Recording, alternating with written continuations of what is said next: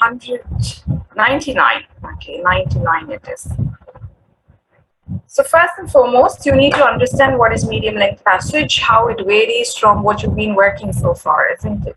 Now, if you see critical reasoning, you are to reason in a certain way regarding the premise and go about to work based on the question. So you'll be either strengthening, weakening, or inferring something for it, or figuring out what the assumption was. In this case, you do not get questions of this sort, but rather you have to be a sort of more towards inference, or you would figure out, comprehend what it says and then answer the questions.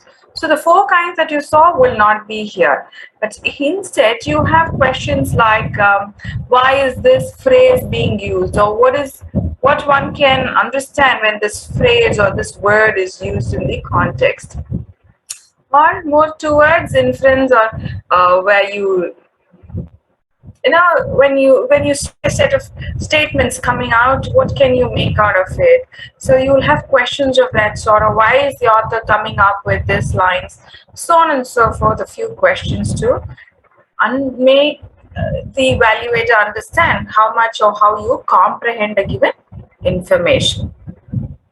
So the question types here are where you have a question with 5 choices, the multiple choice. That's one typical kind of question that you will see. Apart from this, you have 2 other kinds. One is called the select all that apply. All right. In select all that apply, you will have a question followed by just 3 options. Okay, not 5, but rather 3 options. And in this case, they want you to choose all those options that would answer the question. So it could be just one of the 3, or any 2, or all 3. Anything that fits to the question can be your answers. So that's why it says select all that apply. It can be beyond 1 also. And the third kind of question that you see in this paper is a bold sentence question, where the passage will have a couple of lines highlighted. Not this question. This question does not have, this passage does not have that question.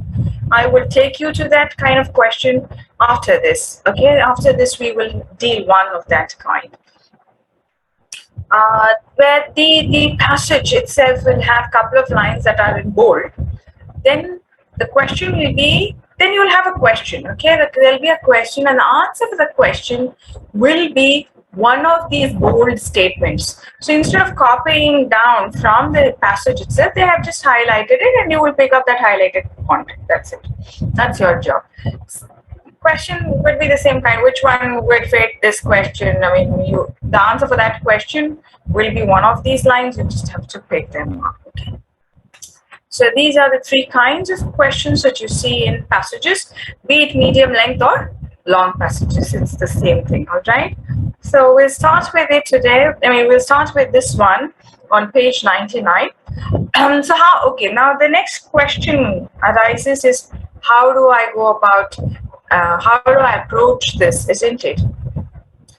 So there are 2 ways to approach. One is where you quickly read, glance through this, go to the questions, come back to the passage and answer. Some people find that they're wasting their time, those couple of minutes reading through this passage. If that is the case, you can start with a question, go back to the passage, figure out where it talks, and then work. But when it comes to medium length passages, I wouldn't suggest the second. It is easy to read through this, go to the questions. That is where you know what the passage is talking to you about. You can easily go back to the content and work on it. But if you work the other way around, it is not wrong. Both of it are fine. The only thing that you need to know is, in case you're reading it in the start, do not try to memorize the content or take everything into account, which will not happen. You will anyways come back to the passage, or it is better to come back to the passage, figure out the answer, and then work on the question. So anyways, you're going to come back to the passage, so do not try and mug up all the details like you do for your college exam. That is not required. glance through it, get an idea what the passage is talking to you about, go back to the question, then you will refer the passage for the answer and work on it. Okay, so ideally this is a better approach when it comes especially to medium passages. Long passages, I leave it to your choice, your comfort. Though the approaches are going to be the same, be it the medium passage or the long passage. All right. Okay.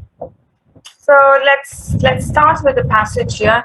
The passage, I'm going to take a little bit of time to deal with this passage here today to help you understand how you're supposed to comprehend from a given content. But this way you will not have so much of time to break it down this way and study.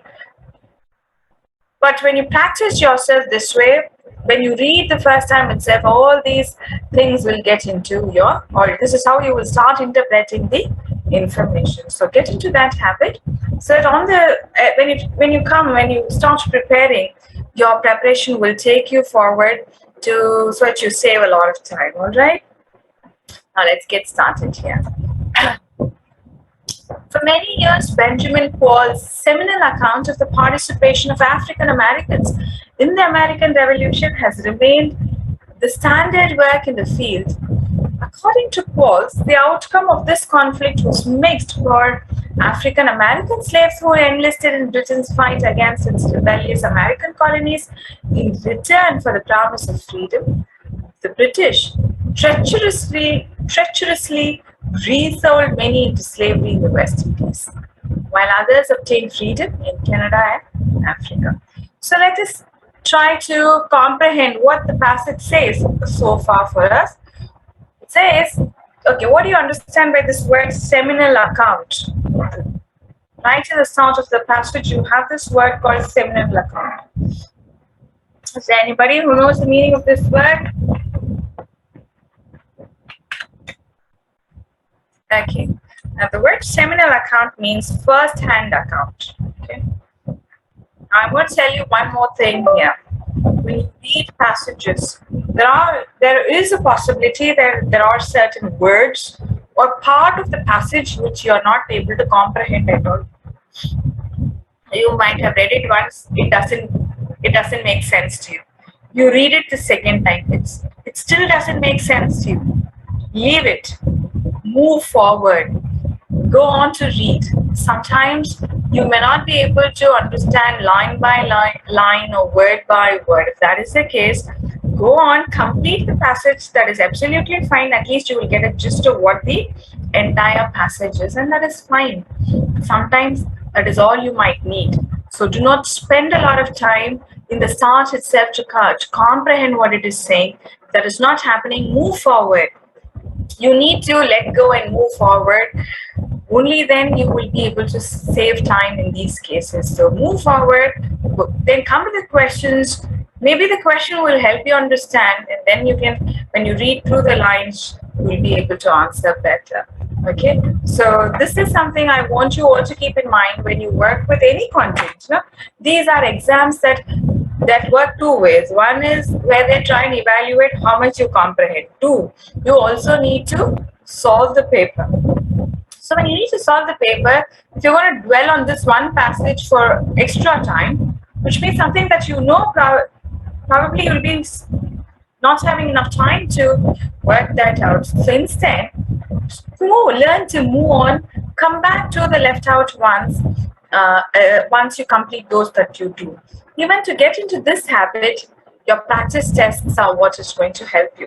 So I think you're done till C2, isn't it? Shortly you'll have your C3 as well. So these are things that you will equip yourself in the upcoming tests that we put you with. Same thing, try and incorporate in your own practices that you do with the portal and other practices that you come up with, right? Time and evaluation both have to go parallel for you.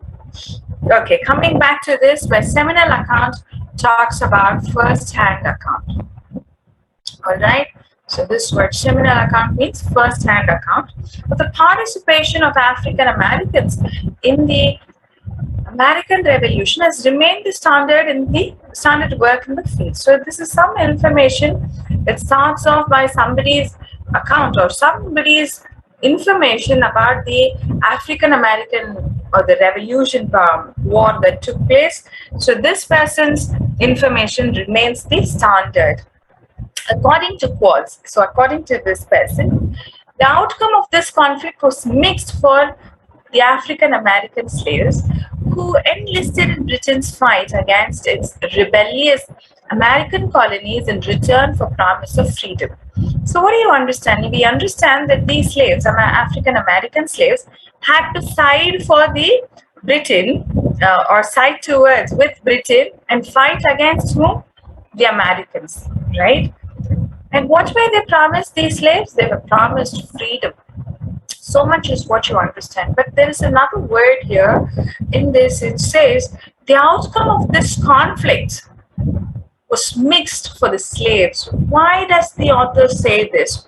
When it says mixed emotions, it means something, or the outcome was mixed for certain people. Let's see why he says that, and here it is. The British treacherously resold many into slavery in the West Indies, while others obtained freedom in Canada and Africa. So if you see, they were promised a freedom, but some of them unfortunately were not getting that, isn't it? Because they were treacherously or cunningly resold again into slavery where in West Indies.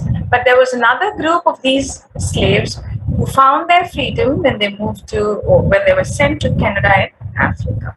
So this is why the author says it was a mixed outcome for the slaves. This is how you read and comprehend. When you write, when you read itself, this all these things would fall in line for you. Okay, right. Then move on. Building on Qualls' analysis of the latter group. So, which is the latter group here, which talks about those who obtain their freedom, isn't it? Sylvia Frey studied the former slaves who emigrated to British colonies in Canada. So out of the ones who found freedom, she is now working with people who found freedom in Canada. According to Frey, these refugees, the most successful of the African American Revolutionary War participants. So the ones who moved to Canada are identified to be the most successful of the African American Revolutionary War participants. And these people viewed themselves as the ideological heirs of the American Revolution.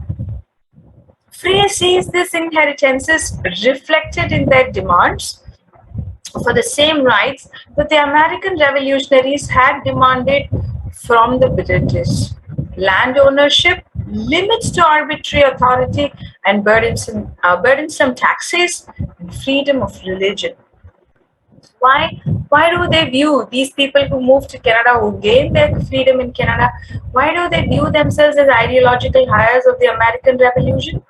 Because they also demanded the same things from the Britishers, such as the land ownership, limits to arbitrary authority, burdensome taxes, and freedom of religion. So this is what your entire passage talks about. Now, before I start taking you with the questions, I want you to solve the two questions that are there, right? I'm going to give you 5 minutes for that. Please go on, solve the two questions and post your answers. Let me see how you work on it. We'll definitely discuss answers. 9:35, I should see answers for both the questions.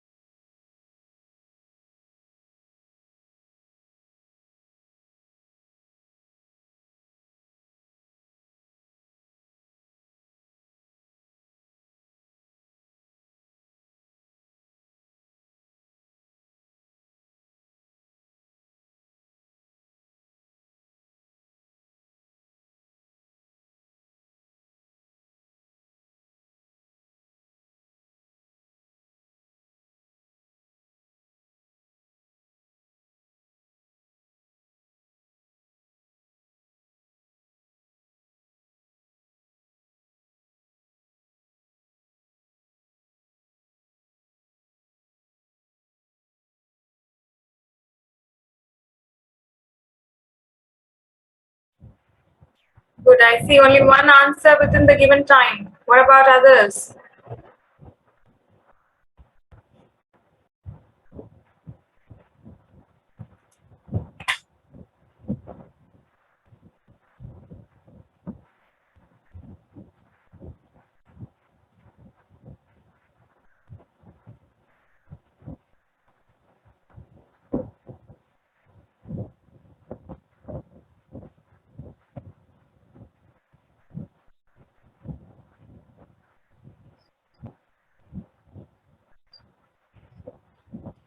We'll take this question. So the question is, according to the passage, which of the following is true about the African American Revolutionary War participants who settled in Canada after the American Revolution? So the question is pertaining to those people who, or those war participants, as it says here, who settled in Canada after the American Revolution. The question is asking which of the following is true about them. Okay, so first option we have is, although they were politically unaligned with either side. Where they are politically unaligned, first and foremost, right here we do not have any such information in the passage. Then they identified more with the British ideology than the American ideology. No, definitely not. In fact, it was the other way around. They identified themselves more to be the American, associated with the American ideology, isn't it? They call themselves the ideological, what is it? American hires, isn't it? Okay, so for that reason, it cannot be A. B. While they were not immediately betrayed by the British, they ultimately suffered the same fate as did African American Revolutionary War participants who were resold into slavery in the West Indies. Now, we do not know what happened later. We know them to be successful, we know them to be the ideological liars. So, eliminate B. C. They settled in Canada rather than in Africa because of great religious freedom available in Canada. Is that so? Is that why they went to Canada? No, they were sent to Canada and there they found their freedom. But we have no such information given, so it cannot be C as well.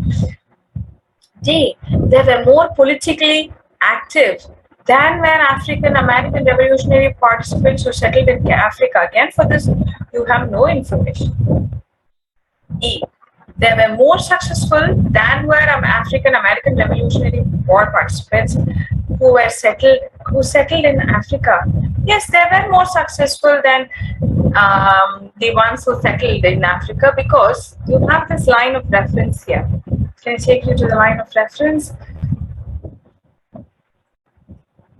It says these refugees. Who are these refugees?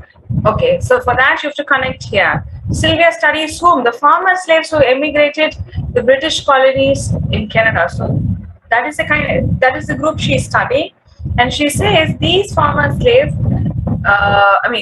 these refugees, the most successful of the African American Revolutionary War participants, if they are the most successful of all the groups. So there are three groups, isn't it? One who went to West Indies, one who went to Africa, and one who went to Canada. For the three groups, only the people who moved to Canada were the most successful. So yes, that is what this says. They were more successful than were African American Revolutionary War participants who settled in Africa. So E is your answer choice here. Quite a few of you, okay, couple of you picked up C. Do you understand how C does not fit the answer? Yes. Thank you, Vishal. Okay. Good job there, Subhash and Shivram. This question, good job. Now let us take the second question. It talks about, right, yes, Venkatesh, I understand. You have overlooked that. The second question is even more interesting. So instead of a direct question, they ask you to identify the context with something that is already being given here, isn't it? Okay, let's figure this out. Which of the following is most analogous to the relationship between the African American Revolutionary War participants who settled in Canada after the American Revolution and the American revolutionaries? And that relationship is described in the passage. So you see a certain relationship that is there between the war participants and others in this story that we have. Similar to this relationship, you need to figure that that relationship. Another example that is being given here. Let's take the first one. A brilliant pupil of great musician rebels against the teacher, but adopts the teacher's musical style after the teacher's unexpected death. Okay, the brilliant. Okay, in keeping the great musician to be the Britishers, the brilliant pupil could be the war participants or it could be the Americans, isn't it? Okay. Trying to fit both and see if either works. Okay. Because it says pupil, there's a high possibility that it is the war participants. So if that is a war participants, they did fight with the teacher, but later. But adopts the teacher's musical style? Definitely not. In that part, even if you consider them to be the war participants, it does not tally at all, so you can remove A. 2. Two warring rulers finally make peace. So there was no two warring rulers in first place, and now nobody made peace here. So right there itself, you can eliminate the content, right? And there were nobody was grouped by a common enemy. Nothing happening of that sort. Even if you keep the common enemy to be British, it still does not fit the context, so you can remove B. C. A child who has sided with a domineering parent against a defiant sibling. So, who sided? Somebody? Yes. We have the war participants or the African American slaves who sided with the Britishers. So, this is probably the African American, I'm going to call it this way, war participants. They sided with the Britishers against a defiant sibling, which is the Americans. Later make demands. Who later makes demands? The child. The child later makes demands of the parents. The parent is the Britishers, similar to those once made by the siblings is the Americans. That's what they also did, isn't it? They sided with the British, the war participants, against Americans, and later the war participants made demands against British, or they made demands of the British, same as those asked by the Americans. Yes, this fits what the passage has to tell us about. So let's keep this in basket. D. A writer spends much of her life popularizing the work of a mentor, only to discover late in life that much of the older writer's work is plagiarized from the writings of a foreign contemporary. Now, there could be two contexts here. If you keep the writer to be the slaves, no, it still does not fit. If you keep the writer to be Sylvia Frey, as it says in the context, popularizing the work of a mentor, which is probably Benjamin Quartz, only to discover later in life, okay, this second half does not happen also. So for that reason, it cannot be D. Now, anyways, a question here is asking you to derive a relationship between the people here, I mean the African American Revolutionary War participants. That is what it is asking. So you can't even consider Sylvia Frey and Benjamin Quartz in this case. E. Two research scientists spend much of their careers working together toward a common goal. Okay. There's only one common goal. Probably the two research scientists could be the Britishers and the war participants, but later quarrel over which one of them should receive credit. Now, this is where things go different. Obviously, does not fit the context. Remove E. C is your answer choice. Yeah. This one, I think all of you've got here. Shivram has got, Subhash has got, Vishal. Okay. Venkatesh, do you understand now? Yes, ma'am, I made a mistake. Okay, good. Okay, great job. That's a good start. All right. We'll take another passage to continue. This passage I would teach you how to work on select all that apply. Okay.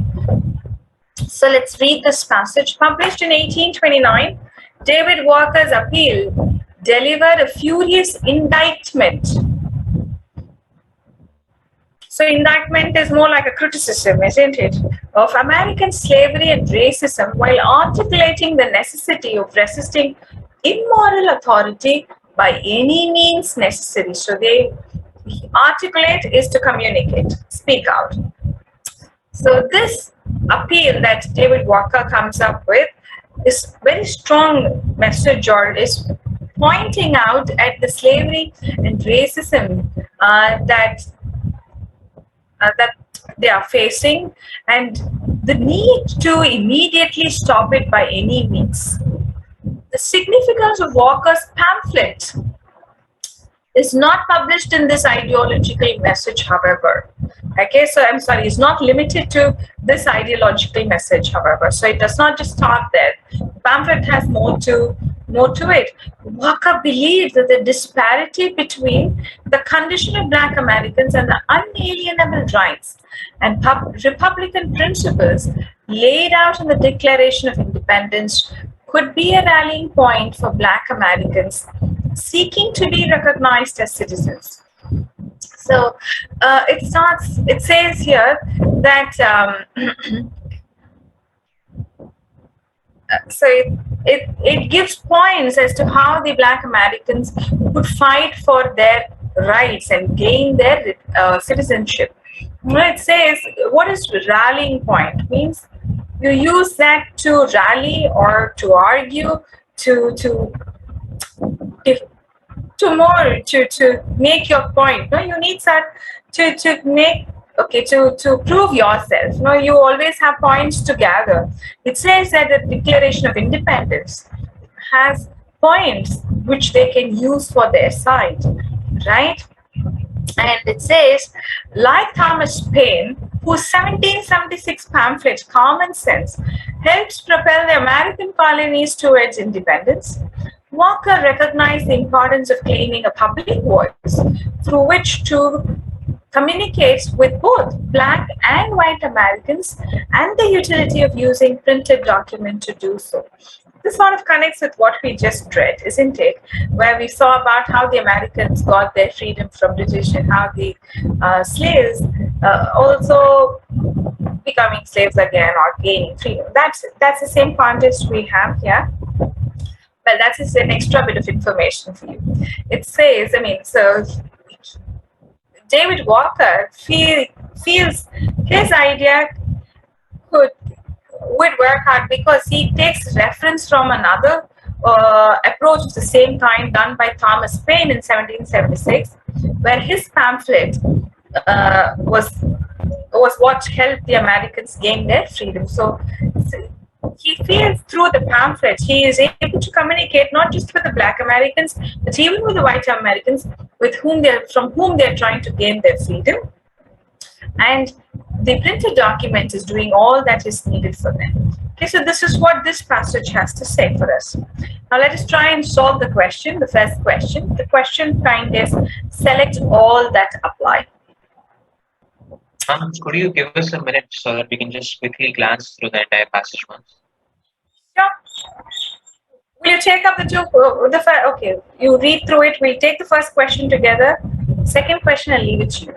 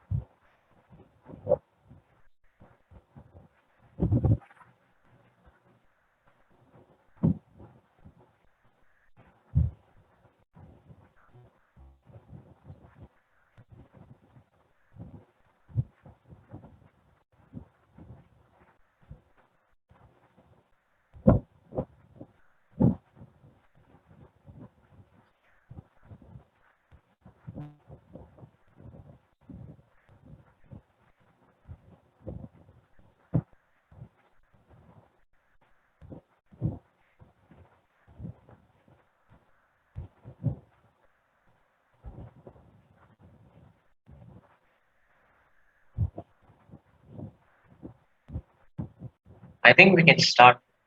You read? Okay.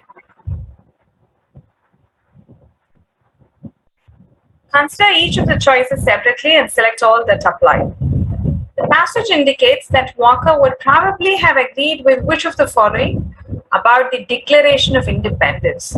So the question is about, or your job is to identify those sentences that you think the author, or rather Walker here, who comes up with this idea, isn't it, would have agreed about the Declaration of Independence. Declaration of Independence is the obtenance of independence for the Black Americans here.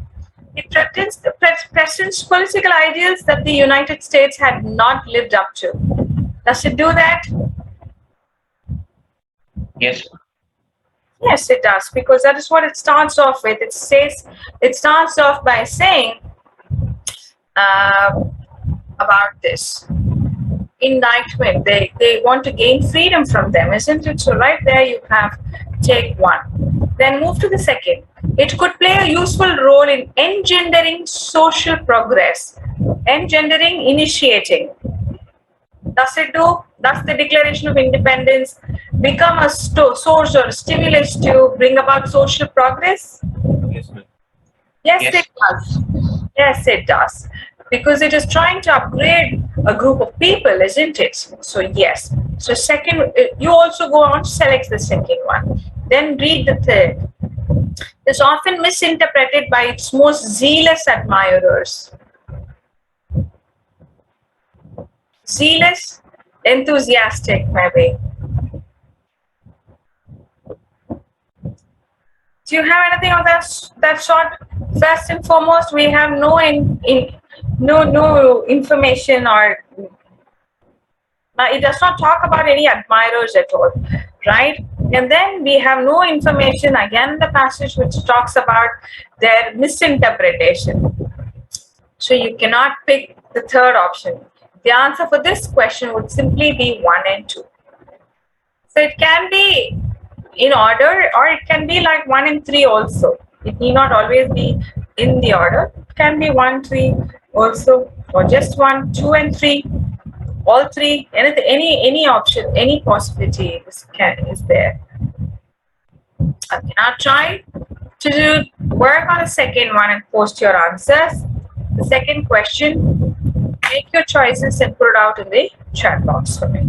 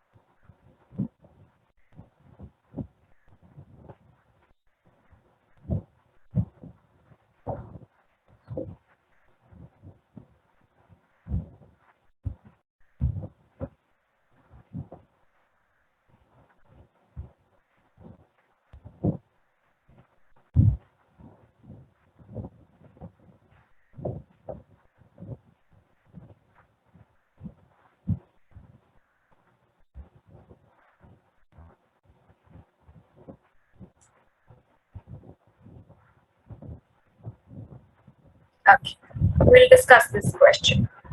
Okay. So it says, the passage suggests that Walker would have agreed with which of the following about resistance to immoral authority. Okay, so you're going to resist the immoral authority that is happening. And which of these things would Walker agree towards it? The written word offered one effective aid to such resistance. Yes, because even in the end, he talks about the same way. He felt that he is able to reach everybody, isn't it? That was the utility of using printed document to do so. Doing what? Claiming public voice. So he was able to reach everybody. So yes. Second, such resistance should not be limited to spoken and written expression of dissent. Why hasn't anybody picked this up? This is also right because right in the start of the passage, it says you must be able to articulate the necessity of resisting immoral authority by any means necessary. So it does not just stick to the pamphlet. Any means that you get, you must be able to communicate and get this done. So why not be limited to spoken and written? It is spread out, isn't it? So yes, for me two is also accepted. Let's see the third one.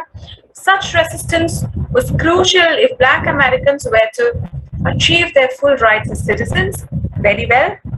Given in the passage here also, their requirement to that could be a rallying point for Black Americans seeking to become citizens. So the answer for the second question is all three. 1, 2, 3, all of it will fit. Right? Agreed? Yes, ma'am. So this is how you work with select all that apply. And remember, most of these questions will have a line of reference in the passage that will take you to the answer. It will not be a blind take. You will have some sort of line of reference that will connect to each one of it. So look for it carefully and then solve. Now, one more passage we will take. This has bold sentences. Now, this is what I was saying. If you just take a look at this passage, you see there are 3 sentences that are in bold. Now, these are the options that you have for the question. The third question is of that sort. The question is, select the sentence in which the author expresses an opinion towards the result of the study. This is your question. This part, you see, that is the question. Okay, the answer for this question lies in one of the bold sentences that you see in the passage. I'm going to give you all 5 minutes, or rather, to start with maybe 7 minutes. Go on, read the passage. You know how to work on multiple choice. Based on what I told you about bold sentences, which is again a multiple choice, just that you have 3 options. Out of that, you pick one that will answer the question. Go on, solve the 3 questions. Read the passage on your own and solve it. I'll give you like 7 minutes. Then we will discuss answers. Okay.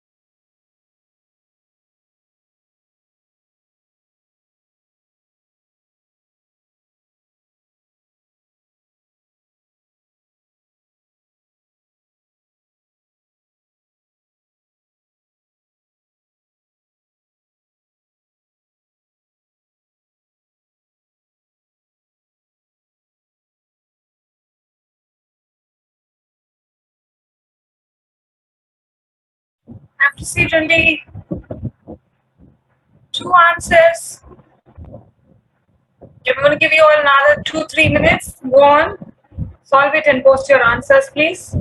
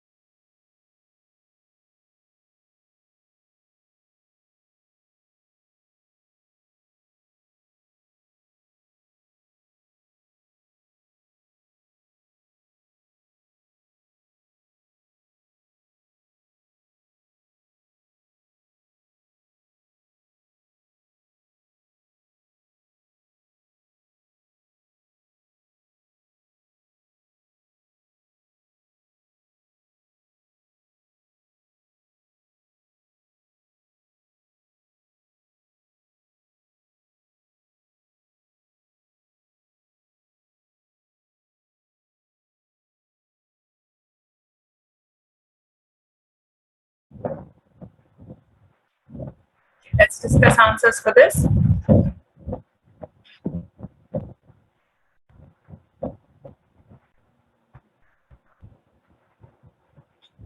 Researchers investigating the link between daily coffee consumption and learning claim that subjects who consumed 1 cup of coffee a day for 1 week exhibited improvements in declarative memory. Furthermore, the study revealed that such improvements were longer lasting than those witnessed in control groups served decaffeinated coffee. After a week of learning a list of facts, the subjects who consumed 1 cup of coffee were able to recall these facts with significantly more accuracy. So this part is where the author talks to us about a particular research where it brings about what do we say? Now, the relationship between coffee consumption and learning, right? So having had this introduction to this, it goes on to talk further about the study here. While daily coffee consumption may aid in the process of forming a greater number of short-term memories and increase the likelihood that these memories will be stored in long-term memory, the study glosses over an important fact. Many exhibit sensitivities to caffeine, including headaches, sleeplessness, anxiety, and any number of factors that, when working either alone or in tandem, may actually lead to a decrease in the observed link between caffeine and learning. So there's a thought here which says maybe these side effects that one observes may hamper. That's why he says may. He does not. The author does not say it does. He says may hamper or the relationship, isn't it? Okay, nevertheless, despite the fact that the study represents a random sampling. So what is random sampling? Or by random sampling, what is he trying to say? And thus, any number of subjects can exhibit any number of reactions to caffeine. If enough subjects continue to display signs of improvement in learning, then this result would not be inconsistent with the study's findings. So he says, if you can further prove that in spite of all these side effects that one has, the learning does not get hampered. In that case, yes, the study will be agreed. Until the researchers either release more details of the study or subsequent studies are conducted, the extent to which those with caffeine sensitivity influence the observed link between coffee consumption and memory will not be fully known. So until there is further evidence on this claim, the study's finding will not be accepted, is what the author here is telling us. The primary purpose of the passage is to discredit the findings of a study due to flaws in the design of the study. Are there any flaws in the study? I mean, in the design of the study? No.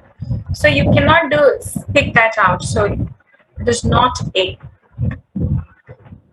Okay, so we can eliminate A. Then point out a factor that may modify the extent of certain findings. Yes. The author has figured one factor, the side effects, which may modify. He does not say it modifies, but says may modify the extent of certain finding. Yes. So let's keep this in the basket. See, show how results in a finding were unintentionally fabricated. Are they fabricated? Is that what the author is telling us? Definitely not. Bolster. Bolster means to support, right? So sort of support it, add to it. Bolster an argument concerning the interaction of learning and caffeine intake. That is not what he's doing. He's not bolstering this argument, rather raising a question here. Expand on several oversights. Are there several oversights in the study? No, only one factor he has picked up. So the right answer for this question is B. Clear? This one, I think most of you got it right. Moving on to the next question. Regarding coffee's effectiveness on memory against those who do not display sensitivities to caffeine, the author assumes that. So you have to figure out the assumption that is there, based on which the author has arrived at a particular thought process. Towards what? Towards those who do not display sensitivities. Okay. More rigorous analysis in the form of follow-up studies must be conducted. No, this is not what he had. This is what he had towards the sensitivities, isn't it? People who had sensitivity. B. The researcher must be more forthcoming in their findings. He wanted the researchers to be more forthcoming with what? Towards the sensitivities of caffeine. So it again cannot be B. C. This group displayed a uniform tendency. Which group? The group without sensitivity is highly possible, because that is why he does not require or ask for further examination of it. So I'm keeping it in the basket. Okay, it is the others who displayed some sort of differences, some with couple of sensitivities, some with just one. So whatever it is, but they had some variation, isn't it? Okay, so this is what he thinks about those who did not display sensitivities is possibility. So let's hold on to this. Let's check out the others. Any positive effects will be negated by the effects exhibited by those with sensitivities to caffeine. How do you know this? This is for this you have no reference at all. We do not know what will happen with the impact of these two groups also. This effectiveness was fleeting and tended to all but disappear within a week of the study. Again, for this you have no reference. C becomes your answer.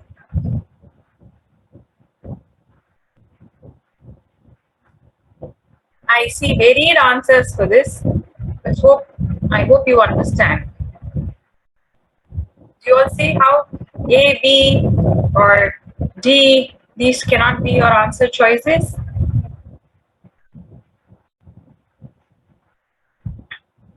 Are you all clear with this? Can I move on? Okay.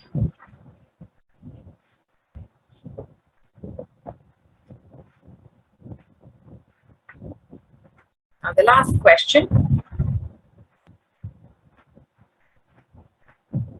So the question here asks you to pick that one sentence where the author is expressing his opinion. What are the three sentences we have? Let's take a look at that first. So the first sentence, furthermore, the study revealed, okay, this is more into the study, not an opinion. So this is the claim, and this is an additional claim that is being added to the study to prove its point. So this cannot be your opinion. Now coming here. So until here, if you see, the author has described only the study that was conducted by the researchers. It is here he starts forming an opinion about the study. He says the study has missed something which needs to be considered. Isn't it? It says the study glosses over an important fact. It's here he starts forming his opinion or starts expressing his opinion about the study, and goes on to say there are certain as it says, sensitivities and which can hamper all this. It's because he has this opinion, because of this thought he has, does he even ask for further study about this. This is not his opinion. This is his requirement to clarify his opinion. That's why the answer for the third question is this line. The second, while daily coffee consumption, this becomes your answer and not this.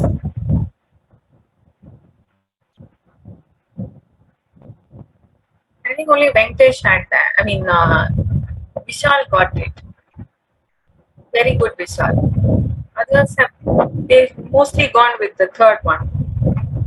Do you understand how third does not fit the context? I mean, does not become your answer choice? Yes, ma'am. Beautiful. Now that you have learned to work on this, I want you to apply the same procedure and solve a long passage. Can you? I'll introduce you to long passages today itself. It's the same approach we have. Same approach, just that the length of the passage is a little longer. Oh, I think I went way down. So sorry.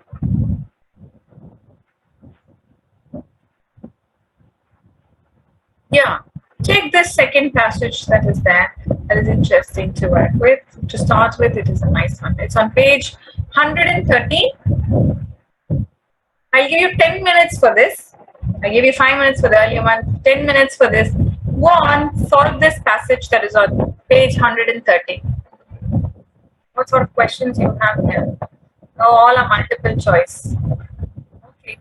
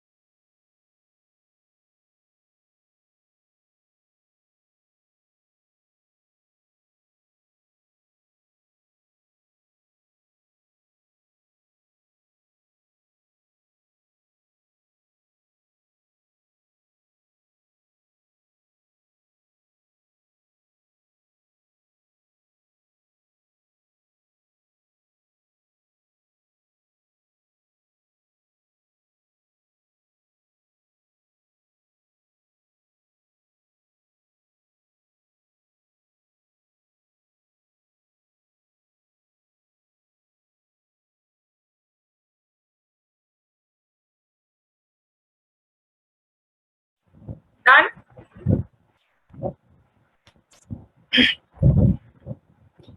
Okay, 2 more minutes. Quickly solve it.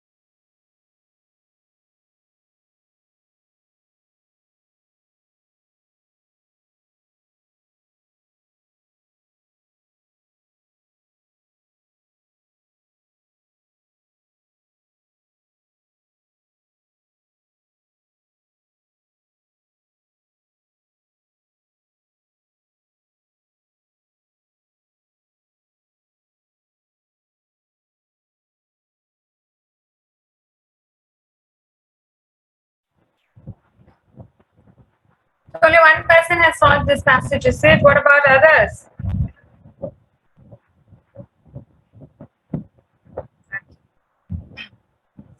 So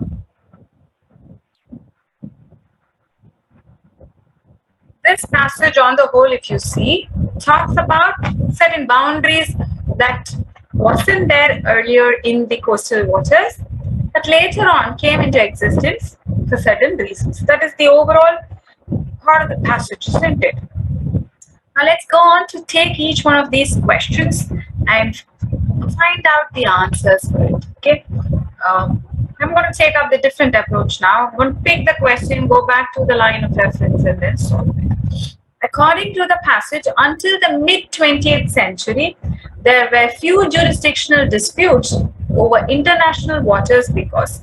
So the question is about why there were few disputes. Disputes means quarrels, arguments, or some things of that sort. Jurisdictional disputes, these are, I guess, more towards legal disputes over international waters because. So that is the question. Options we have are the nearest coastal nation regulated activities. Few controls or restrictions applied to ocean areas. The ocean areas were used for only innocent purposes. The freedom of the seas doctrine settled all claims concerning navigation and fishing. Drawn authority over international waters was shared equally among all nations. So we need to figure out anything about disputes over the international waters. Let's go back to the passage here.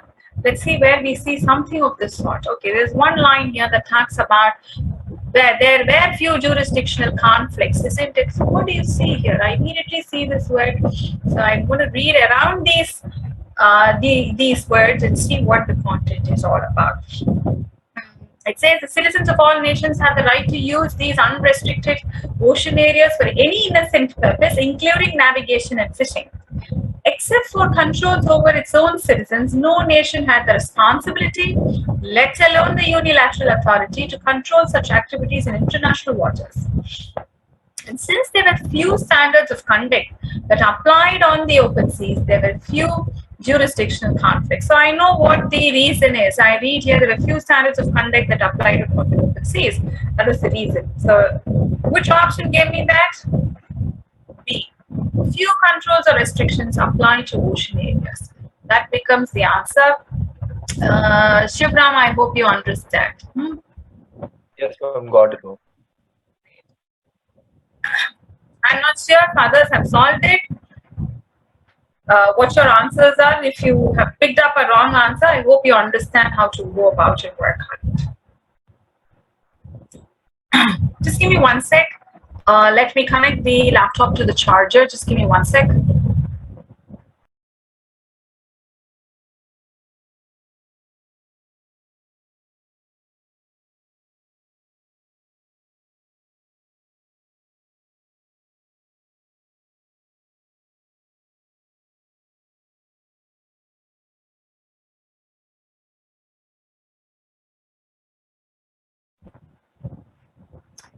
Yes. So the second question, according to the international law doctrines applicable before the mid-20th century, if commercial activity within a particular nation's territorial waters threatened all marine life in those waters, the nation would have been. So the question is, if the commercial activity within particular nation's territorial waters threatened all marine life, how things would have been, isn't it? Formally censured by an international organization for not properly regulating marine activities, called upon by other nations to establish rules to protect its territorial waters, able but not required to place legal limits on such commercial activities, allowed to resolve the problem at its own discretion, providing it could contain the threat to its own territorial waters, permitted to hold the commercial offenders liable only if they were citizens of that particular nation. Okay, now for this question, I need to see anything that talks about threatening all marine life. Anywhere I see this, would be my cue to look for, isn't it? Because commercial activity, these are my keywords. That's what I'm trying to tell you here. My keywords that I would use to figure out how I'm going to solve this would be based on certain words like this commercial activity threatening all marine life in those waters. And the question is about which of it would have been applied. Okay. Now I know what my question is asking me for. Now I will go back to the passage.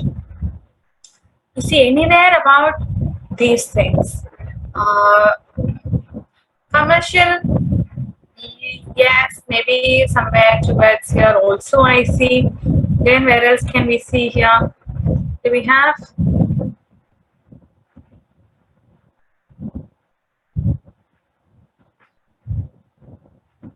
Okay. There are a few places where it does talk about this, isn't it? And it talks about larger ecosystem, fisheries. So I see this word happening around a few places. Okay. Now, then what I do is, now imagine this case. Now there are a few places where this happens. So what do? I might have to read in and around there to see which one is actually connecting with my question. All right.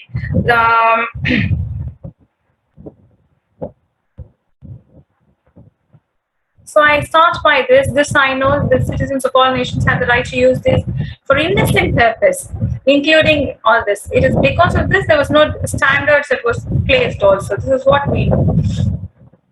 And here again we have this context which tells a nation had the right to include within its territorial coastal waters within which it had the authority but not the responsibility to regulate all activities. And then it talks about that because this area of territorial dominion was so limited, most nations did not establish rules for management and protection of their country.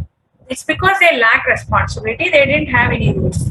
If they required it, what would they have done? They would have laid rules. That is what you can infer from this. So let me see if I have an option that tallies with it, then yes. Okay, what is the question? According to international law doctrines applicable before if commercial activity within a particular nation's territorial waters threatened all marine life in those waters, the nation would have been. So having no domination or no control over these areas, what would they be able to do?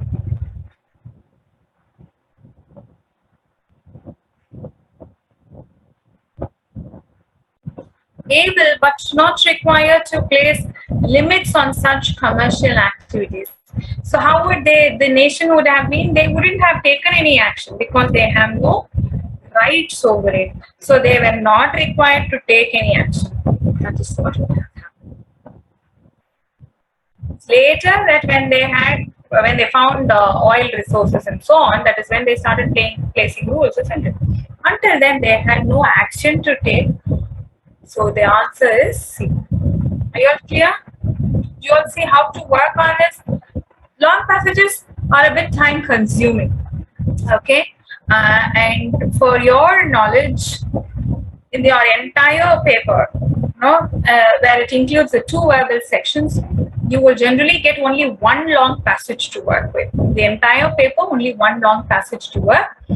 So you have to give it importance, but do not just keep overdoing this. Take just sufficient time, try and solve this. If not, go ahead, solve the others, come back to this. Okay, this can be a little time consuming because as I just showed, you might have to go back and forth to figure out the answer. Not back and forth, and then it will be there. It will be on one side of the page.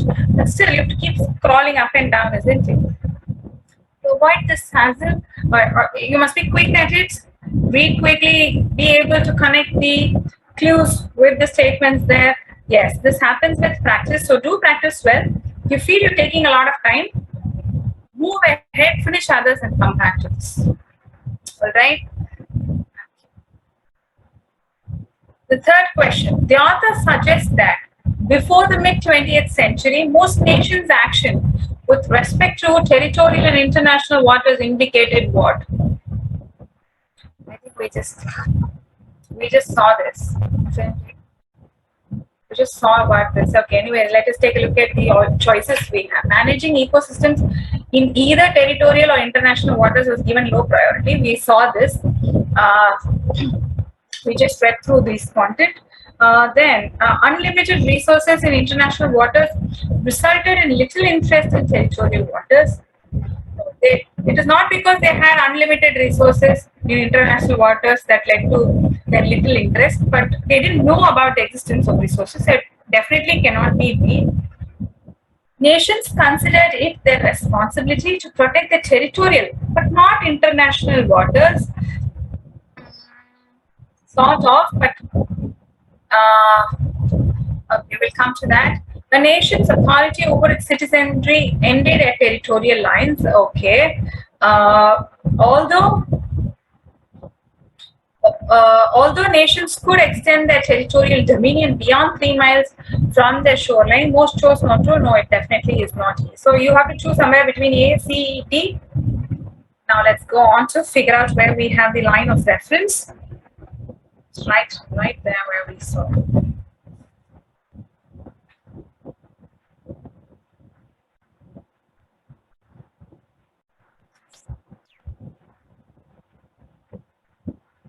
This line gives you the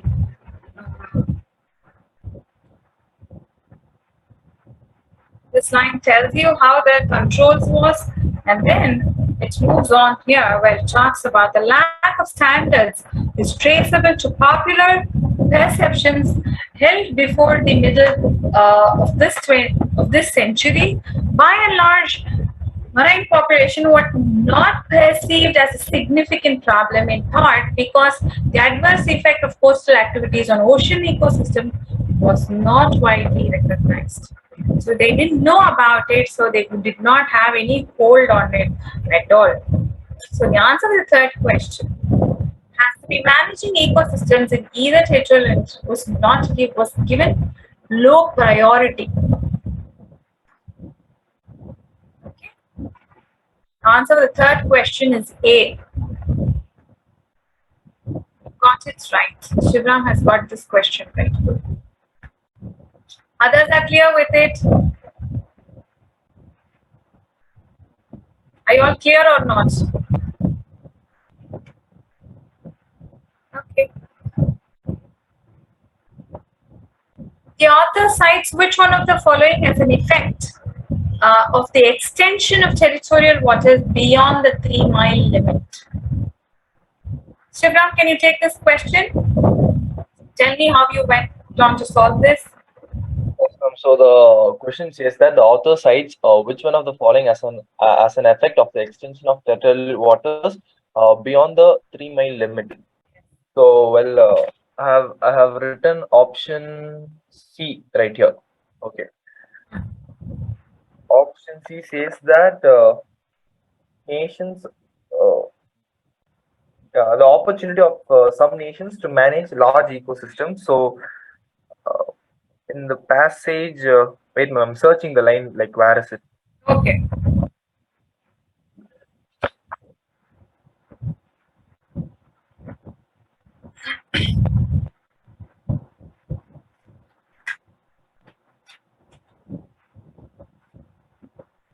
Yes, ma'am. And 25th one, the third line.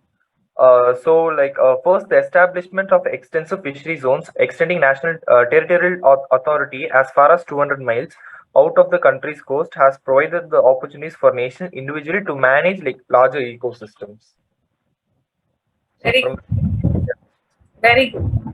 Those are the very lines that give you the answers, isn't it? Direct line. The option is directly present in the passage. Yes. Most of the times it will be like this. Just 1 or 2 questions will be where you have to be derivative of it. Otherwise, you will have line of reference from which you can pick your answer directly,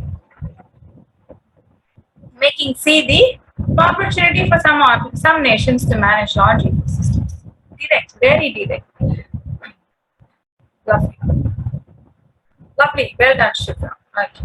Now let us take the 5th question. I want someone else to answer this for me. Who will do it? Subhash, will you do?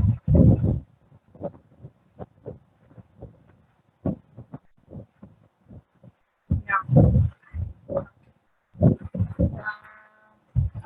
Sahana?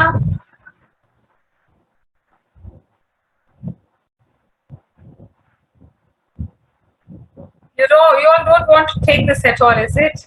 Okay. Venkatesh? Yes, ma'am. So, the like question is talking about like the nations failed to establish protection beyond territorial waters. So, like when we look at the first paragraph, it is written that like there is a 3 mile gap, right? Ah. And yeah, it is also written that like within which it had the authority but not responsibility to regulate all the activities. So that gives you what answer? So the answer for this question is? Actually, it's the size of the area will is significant. That's it. Why this worry? Do you find something else closer to it? No, no, ma'am. Like I was just going to give you the reference to the passage. So it just says that the size of the area that would be a subject to rules was insignificant. So C becomes your answer choice. Lovely. You all understand how to go about with long passage. The approach is exactly the same as you do with medium passage. Just that the passage that you're going to read is a little longer and you have to comprehend. Right? That's all for today. Next class when we meet, we would be working on AWA. I'll start off AWA for you. Right? Meanwhile, solve your long passage and come. There's another long passage that you could pick up. The first long passage that is there, try and solve this. This is a little harder. We can try this one. Passage 1, exercise 1. You could try this and come back. If you have any doubts, we'll get it solved on Tuesday. So Tuesday, I would initiate AWA. Based on if you have doubts, we'll clarify that. If not, I would try and complete AWA by Tuesday. If not by the coming Sunday, next week, next Sunday, we will be done with your classes. Verbal classes would be over. We have 2 aspects of AWA to cover. The argument writing and another one is the issue writing. So at the max 2 more classes before we wind off. Okay? Is that fine for all of you here? Yes, ma'am. Great. If you have no doubts, we can leave. Recording stopped.